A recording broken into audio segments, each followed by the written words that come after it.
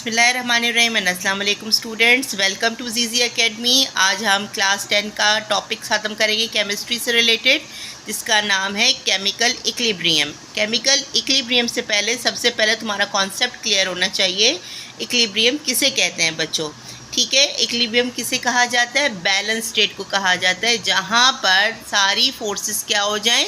Zero हो जाएं। वो ज़ीरो कैसे होंगी कि आपके पास जितनी भी फोर्सेस उस बॉडी पे एक्ट कर रही होंगी वो सारी क्या हो जाएंगी? इक्वल हो जाएंगी। अब तुम लोगों ने एक एग्जांपल इसकी तरह मैं दूंगी तुम लोगों को। सर्कस वगैरह में ही दिखाया जाता है मोस्टली कि एक आदमी जो है वो रस्सी पे चल रहा है, ठीक है। अगर वो उस रस्सी पे अपने आप को बैलेंस कर लेता है तो उस आदमी की क्या स्टेट हो जाएगी? वो बैलेंस स्टेट हो जाएगी, ठीक है। वो इक्विलिब्रियम स्टेट। केमिकल का नाम आता है, इसका मतलब होता है हीटिंग। जहाँ पे भी वर्ड केमिकल आए इसका मतलब क्या होगा? हीटिंग। सबसे पहले केमिकल रिएक्शन क्या होता है? It is a chemical change. ये एक केमिकल चेंज होता है जो बाद में रिवर्स नहीं होता है, ठीक है। इसमें आपके पास इन्वॉल्व क्या होता है? रिएक्टेंट भी इन्वॉल्व होता है और प्रोडक्ट भी इन्वॉल्व होता है। साथ साथ तुम लोगों को देखो, मैं तुम लोगों को साथ साथ प्रेजेंटेशन का भी तरीका बताऊंगी, क्योंकि बोर्ड में प्रेजेंटेशन की बहुत वैल्यू होती है, ठीक है। एंड लास्ट क्या है? Formation of new compound. तो पहला क्या हो गया? ये पहला क्या होता है बच्चों? ये आपके पास केमिकल चेंज होता है, ठीक है। नेक्स्ट आपके पास इसमें क्या इन्वॉल्व होता है? प्रोडक्ट भी इन्वॉल्व होता है और रिएक्टेंट भी इन्वॉल्व होता है, ठीक है। और फिर क्या बनता है? क्योंकि ये केमिकल चेंज है तो क्या बनेगा? एक नया कंपाउंड बनेगा। क्या बन रहा है? एक नया कंपाउंड बन रहा है, ठीक है। नेक्स्ट इसमें आपके पास एग्जाम्पल भी देखते हो। देखो, एग्जाम्पल्स मस्ट है, एग्जाम्पल्स के बगैर नंबर नहीं मिलते, ठीक है। लाजमी एग्जाम्पल्स लिखा करो। 2H2 + O2 2H2O, मतलब आपके पास यहाँ पे वाटर बन रहा है और देखो बैलेंस्ड स्टेट लिखना, ठीक है। बैलेंस केमिकल इक्वेशन लिखना, वरना मार्क्स जो है वो मिल तो जाते हैं लेकिन बैलेंस से ज़रा इंप्रेशन अच्छा पड़ जाता है, इसलिए कह रही हूँ, ठीक है। यहाँ पे आपके पास रिएक्टेंट क्या चीज़ है बच्चों? ये दोनों रिएक्टेंट है, ठीक है। और ये क्या चीज़ आ गई? ये प्रोडक्ट आ गई। अब देखो रिएक्टेंट में क्या है? 2 मोल्स ऑफ हाइड्रोजन रिएक्ट कर रहे हैं ऑक्सीजन के साथ, 1 मोल ऑफ ऑक्सीजन, और क्या बना रहे हैं? Again 2 moles of oxygen water, sorry, ठीक है। यहाँ पे तुम्हारे पास 4 हाइड्रोजन है तो यहाँ पे भी 4 हाइड्रोजन है, ठीक है। यहाँ पे 2 ऑक्सीजन है तो यहाँ पे भी 2 ऑक्सीजन हो गए। तो आपके पास क्या बन जाता है? ये बैलेंस स्टेट में। देखो ये भी इक्विलिब्रियम है, ये भी बैलेंस्ड हो गई है। और केमिकल रिएक्शन कैसे रिप्रेजेंट किया जाता है? सिंगल एरो से, ठीक है। किससे प्रेजेंट किया जाएगा? सिंगल एरो से, ठीक है। इसकी कुछ कंडीशंस होती हैं केमिकल इक्विलिब्रियम की, सॉरी रिएक्शन की, केमिकल रिएक्शन की कुछ कहना चाहिए कि कंडीशंस होती हैं, ठीक है। मैं तुम लोगों को कंडीशंस बता देती हूँ तुम लोगों की नॉलेज के लिए। ये जो स्टेट है जहाँ पे दो रिएक्टेंट्स मिलके एक नया कंपाउंड बना रहा है, ये कौन सी स्टेट कहलाती है? ये आपके पास सिंथेसिस रिएक्शन कहलाता है, ठीक है। अगर क्वेश्चन आए व्हाट इज रिएक्शन तो आप ये मेंशन कर सकते हैं। अब नेक्स्ट स्टेट देखते हैं। AgNO3 silver nitrate, Ag silver nitrate react कर रहा है सोडियम क्लोराइड से, ठीक है, जो टेबल सॉल्ट होता है जो घरों में यूज़ हो रहा होता है। इन दोनों का रिएक्शन हुआ, क्या बना है आपके पास? AgCl silver chloride and sodium nitrate, Na sodium nitrate NO3, ठीक है। अब इन दोनों के दरमियान रिएक्शंस हो रहे हैं, ठीक है। ये आपके पास क्या है बच्चों? ये भी और ये भी क्या चीज़ हो गई बच्चों? ये आपके पास रिएक्टेंट हो गए और ये दोनों क्या हो जाएंगे? प्रोडक्ट हो जाएंगे। वेरी गुड, ठीक है। अब ये भी आपके पास क्या बन रहे हैं? AgNO3 सोडियम क्लोराइड के साथ रिएक्शन कर रहा है, बैलेंस्ड है, ठीक है। और साथ में एरो का साइन है। एरो साइन मीन्स कि यहाँ पे केमिकल रिएक्शन हो रहा है। और आपके पास क्या बना बाद में? Silver chloride and sodium nitrate, ठीक है। अब नेक्स्ट, अब ये भी कौन सा स्टेट? ये अगर मैं पूछूं कि अगर ये कौन सी कंडीशन है तो ये वाली कंडीशन आपके पास कहलाती है double displacement,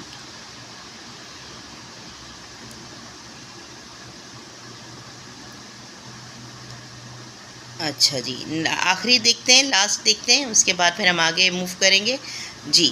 sodium bicarbonate react कर रहा है, डिकम्पोज हो रहा है ये सोडियम कार्बोनेट, कार्बन डाइऑक्साइड और वाटर में, ठीक है। ये तो बैलेंस नहीं है। अब इसको बैलेंस करने के लिए हम क्या करेंगे, क्योंकि यहाँ पे 2 है और यहाँ पे 2 नहीं है, देखो बैलेंसिंग का ख्याल रखना, ठीक है। ये लो, अब ये बैलेंस हो जाएगी। तो ये आपके पास क्या होगा बच्चों, यहाँ पे ये अगेन आपके पास रिएक्टेंट हो जाएगा और ये क्या हो जाएगा आपके पास पूरा प्रोडक्ट हो जाएगा।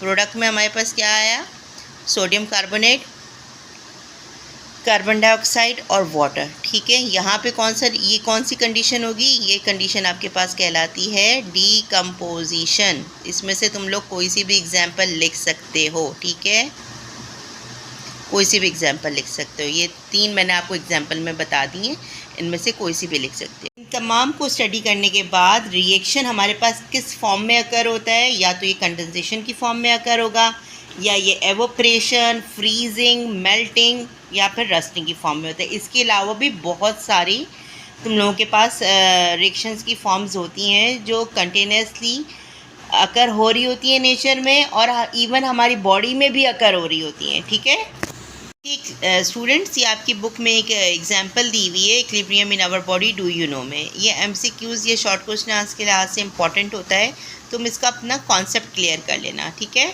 एक हीमोग्लोबिन होता है, haemoglobin is a macro molecule. Haemoglobin क्या है, ये ब्लड का कॉन्स्टिट्यूट है जिससे ब्लड का रेड कलर होता है, ठीक है। ये मैक्रो मॉलिक्यूल मीन्स के ब्लड का लार्ज मॉलिक्यूल होता है जो कि ऑक्सीजन ट्रांसपोर्ट करता है बॉडी के अंदर। Without it we can not survive, हम इसके बगैर बिल्कुल सर्वाइव नहीं कर सकते। क्यों नहीं सर्वाइव कर सकते हैं, क्योंकि आपके पास जो ब्लड जो है, ये ब्लड में जो हीमोग्लोबिन होता है जिसको जो रेड कलर भी कंटेन कर रहा होता है, वह उसके अंदर इतनी कैपेबिलिटी होती है कि वो ऑक्सीजन को कैरी कर सके और इसके बाद वो उसको उसकी जगह पे ले जा सके इस तरह से कि वो केमिकल इक्विलिब्रियम सेट कर ले, और हमारी बॉडी के जितने भी रिएक्शंस होंगे वो तमाम उसी ऑक्सीजन से होंगे जो कि हीमोग्लोबिन उस जगह तक पहुंचा रहा है। अब further on chemical reaction divide हो जाते हैं 2 तरह के रिएक्शन में, एक रिवर्सिबल रिएक्शन होता है और एक इरिवर्सिबल रिएक्शन होता है। केमिकल रिएक्शंस की 2 टाइप्स हैं, रिवर्सिबल एंड इरिवर्सिबल। इनको एक्सप्लेन करने से पहले बेटा मैं ये बता दूं कि इसकी प्रेजेंटेशन देख लो, ठीक है। डिफरेंसेस है मैंने लिखा हुआ है, हेडिंग बना के प्रॉपर लिखना। क्यों, क्योंकि इसके मार्क्स होते हैं, मोस्टली ये 3 मार्क्स के क्वेश्चन में आता है, शॉर्ट में आता है, बट तुम लोगों ने इसको प्रॉपरली हेडिंग बना के लिखना है। 3 मार्क्स का मतलब ये नहीं है कि आप लोगों ने सिर्फ 3 पॉइंट्स लिखने हैं, नो, आपने उसके साथ एग्जाम्पल ज़रूर लिखनी है। Without example you will not get full marks, ठीक है। प्रेजेंटेशन भी बहुत वर्क करती है, इसके जो टिप्स एंड ट्रिक्स मैं अकॉर्डिंग टू बोर्ड बताऊंगी, आप उसको साथ साथ नोट करते रहना, ठीक है। फर्दर ऑन मैं आगे भी वीडियोस में काफ़ी चीज़ें आप लोगों को गाइड करने वाली हूँ इंशाल्लाह, ठीक है। अभी तो हम लोग ये कर लेते हैं इरिवर्सिबल एंड रिवर्सिबल रिएक्शन। पहला पॉइंट है इसका डायरेक्शन का। डायरेक्शन क्या होती है, इरिवर्सिबल की फॉरवर्ड डायरेक्शन होती है, मींस कि आपके पास ये जो रिएक्शन, ये एरो है, ये फॉरवर्ड डायरेक्शन को कर रहा है, आगे की तरफ रिएक्शन जाता है, पीछे की तरफ मूव नहीं होता, ठीक है।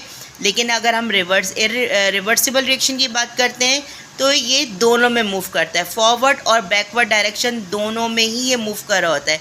ये रिएक्टेंट है, ये प्रोडक्ट है, रिएक्टेंट से प्रोडक्ट में बना, प्रोडक्ट से दोबारा मूव होके रिएक्टेंट में आ गया, फिर रिएक्शन स्टार्ट हुआ, फिर प्रोडक्ट, फिर रिएक्टेंट, इस तरह ये सर्कल चलता रहता है, ठीक है। कंप्लीटेशन ये हमेशा इरिवर्सिबल रिएक्शन हमेशा कंप्लीट हो जाते हैं, always go on completion, while it never goes on completion, ये कभी भी कंप्लीट नहीं होते हैं, ये हमेशा मूव करते रहते हैं फॉरवर्ड और बैकवर्ड रिएक्शन में। इसकी स्टेट कैसी होती है, यहाँ पे आपके पास नो इक्विलिब्रियम स्टेट एस्टेब्लिश्ड, कोई इक्विलिब्रियम स्टेट एस्टेब्लिश नहीं होती, बल्कि यहाँ पे आपके पास इक्विलिब्रियम स्टेट जो होती है वो बैलेंस्ड हो जाती है, ठीक है, वो इस प्रेजेंट होती है। क्यों, क्योंकि वो फॉरवर्ड और बैकवर्ड रिएक्शन होता है तो ऑब्वियसली वो बैलेंस्ड होगी ही होगी, ठीक है। नेक्स्ट आपके पास रिप्रेजेंटेशन, इसको डिनोट किस तरह किया जाता है, इसको रिप्रेजेंट किस तरह किया जाता है, इसको रिप्रेजेंट कहते हैं सिंगल एरो से और इसको रिप्रेजेंट किया जाता है डबल एरो से, ठीक है, बट वो भी हाफ। नेचर के अंदर जो मेजॉरिटी रिएक्शंस होते हैं वो इरिवर्सिबल होते हैं, जैसे रस्टिंग है, ठीक है। रस्टिंग की इक्वेशन लिखी हुई है, इस एग्जांपल के तौर पे लिख लेना। इक्वेशन के मार्क्स मिलते हैं पेपर में, ठीक है। नेक्स्ट आपके पास है, लेकिन आपके पास अगर रिवर्सिबल रिएक्शन की बात की जाए तो बहुत कम ऐसे रिएक्शंस होते हैं नेचर के अंदर जो कि रिवर्सिबल होते हैं। इसमें आपके पास दो एग्जाम्पल्स लिखी हुई हैं। आपके हेबल-बॉश प्रोसेस अमोनिया की है, जो हम आगे नेक्स्ट लेक्चर में मैं आप लोगों को बताऊँगी। हेबल्स-बॉश प्रोसेस में Na2 3H2O 2NH3 अमोनिया का प्रोसेस है, यहाँ पे अमोनिया बनता है। नेक्स्ट ये दोबारा से Na2 nitrogen gas 3 moles of oxygen के साथ क्या बना लेते हैं, 2 मोल्स ऑफ नाइट्रोजन में, और ये फॉरवर्ड में आ जाएगा। और इसके बाद वही ये वाली जो चीज़ है अमोनिया जो है वही डिकम्पोज होगा और दोबारा से किस में कन्वर्ट हो जाएगा, अमोनिया में और हाइड्रोजन में। ये प्रोसेस चलता रहेगा। सेम इसी तरह सल्फ़र डाइऑक्साइड और ऑक्सीजन जब कंबाइन होते हैं, केमिकल रिएक्शन होता है, क्या बना लेते हैं, सल्फ़र ट्राइऑक्साइड। अगेन वो मूव होके दोबारा से अपने उसी फॉर्म में डिकम्पोज होगा और उसी फॉर्म में दोबारा आ जाएगा। बटन ज़रूर दबाना बच्चों। और इसका नेक्स्ट लेक्चर मैं इंशाल्लाह ताला जल्दी अपलोड करूँगी, ठीक है। अपना ख्याल रखना। फ़ी अमान अल्लाह।